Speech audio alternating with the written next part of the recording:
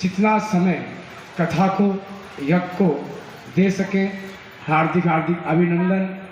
और हम संतों का ये अभिनंदन आप स्वीकार करें और जितना विराट रूप आप स्वीकार कर सकें या बना सकें, यह आपकी व्यवस्था है। स्वयं को बनानी है और स्वयं को चलानी है। और इतनी बात कह के जय श्री महाकाल, हर हर महादेव।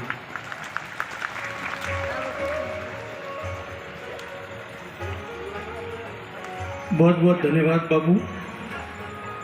कथाना शुभारंभ पहला परम पूज्य भाईश्रीनो हूँ 1 मिनिट में परिचय आपीश। सांप्रत समय में एक मानवतावादी कर्मनिष्ठ व्यक्तित्व ने याद करिए तो परम पूज्य भाईश्रीनु नाम सहज रीते ज आवी जाए।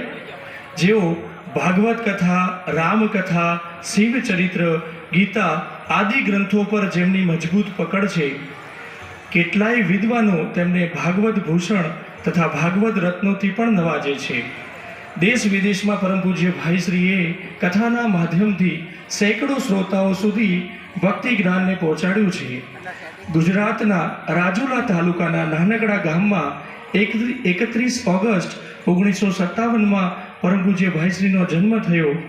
માતા પિતા દ્વારા બાળપણથી જ ઉદાર ધર્મવાદી